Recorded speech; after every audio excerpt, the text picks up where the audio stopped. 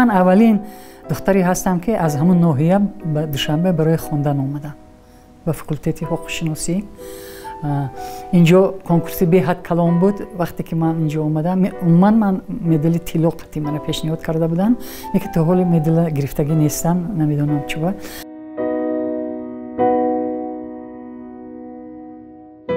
گاهی که آینیحال بابانظرова حقوقشناس و خادم جمعیتی برنده جایزه بین المللی زن شجاع، نامزد ثبت نام نشده انتخابات پرزیدنتی تاجیکستان، مشاور پیشین سازمان امنیت و همکاری اروپا، سرور بنیاد سوروس و اکنون بنیادگذار سازمان پرسپکتیو و پلیوس به 75 سال گذشته حیاتش می‌نگرد، می‌بیند که آن پر از پیچ و تاب و افتادن و برخاستن بوده است. سال 1971 وی رشته حقوق دانشگاه را با دیپلم فخری سرخ ختم کرد. همکورسانش در سود و پروکراتور صاحب کار شدند، ولی به او کاری نرسید. یک روز بود که نزد خانم یک ولگه سیاهی بدواهمه اومد ایستاد. پدرم همه خیلی حیران شد، گفت که چه همه خواندی و یک تا همینجا به همسایه داریم اسیسین تایی یک چی از هر سال چند کس داخل میکند، تو جای کار نیفتی. برای منم اینم عجیب بود. بعد برای آمدم که یک ولگه ها او وقت ولگه های همین سیاهی و عموما نبود، کم بود. بعد یک مردک برای آمد گفت که شما آینیحال بابانظر؟ من گفتم بله. گفت که شما رجب سلطان رجبویچ منتظر است، وزیر پیشینه عدلیه. بعد آمدم من اما خانه با پابیل کرده ایستاده بودم، همه گفت که تیز آمدن در کار، همین یک پلش پوشیدم و دویده آمدم. عجایبش که وقتی که در آمدم گفت که شما به نامخته بودن که وقتی که یک کابینت می‌دروید بالا پوش کشیدن در کار. گفتم میبخشید، با پوچم به فکرم کلوچ بود. بعد نگاه کرد که گفت که من همون تقسیمات بودم اونجا، هم وقت تقسیمات و وزیرها اشتراک می‌کردن می‌گرفتن. گفت که من حیران شدم که هیچ کس شما را انتخاب نکرد. بعد گفت فهمیدم برای چی. من گفت میخوام شما وای کنم کار بگیرم.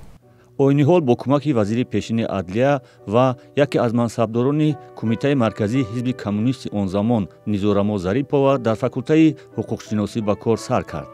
پس از مدت نامزد علم شد. تقریباً 20 سال اینجا کار کرد و از آن 4 سال آخرش دکان فاکولته حقوق شناسی بود. وقتی با سازی سر شد وی به فعالیت‌های سیاسی پرداخت. سال 1990 در پی تأسیس یافتن حزب دموکرات شادمان یوسف به این حزب پیوست و عضو ریاست آن شد.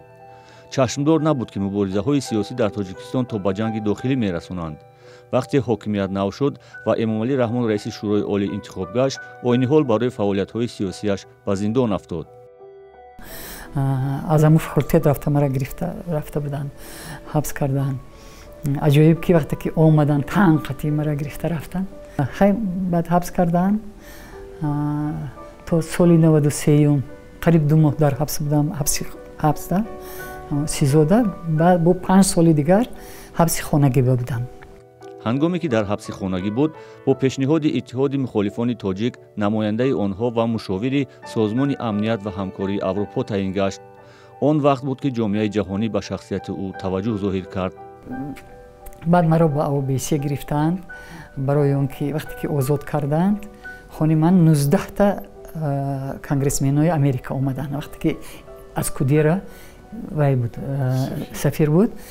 بعد همه خیلی وای کردن و من پرسیدن که شما دموکرات چرا با اسلامیستا یک جای شدید؟ من گفتم من چند وقت شما اینجا خانه من با میشید؟ گفتن که 1 ساعت.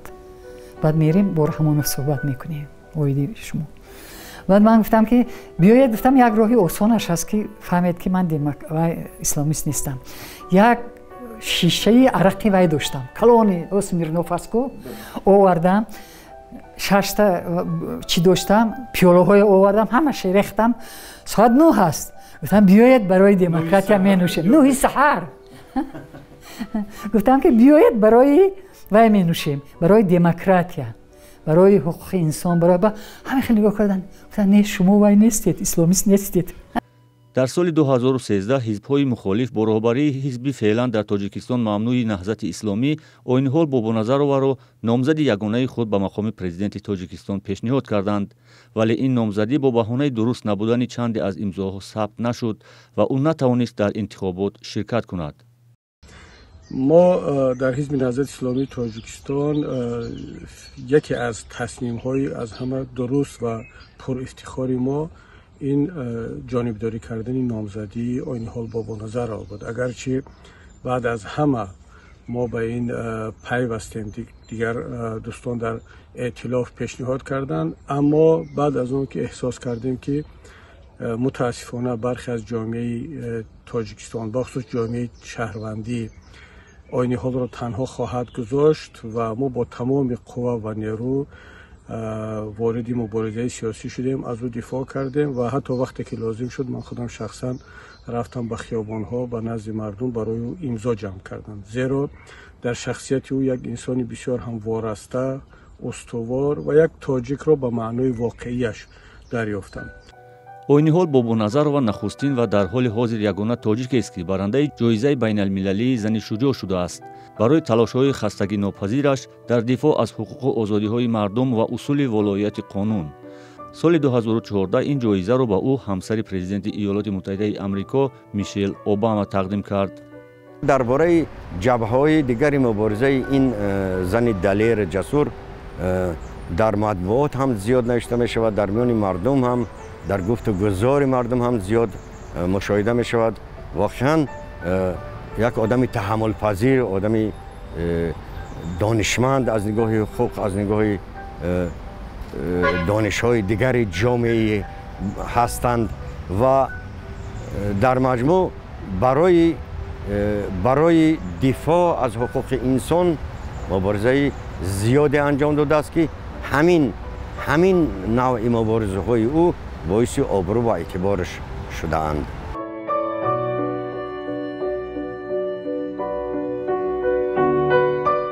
баъди имзои созишномаи сулҳи соли 1997 тибқи саҳмияи сифоизаи мухолифон ӯ ба мақоми муовини додистони кулли тоҷикистон пешбарӣ шуд, вале ин мансабро напазируфт. гоҳе ки Oyniҳол Бобоназарова ба умри гузаштаи худ менигарад, бовар дорад ки дар тамоми тӯли он ба хотири як чиз зистааст, ба хотири ҳақиқат ва дифоъ аз он. биноан пушаймон нест.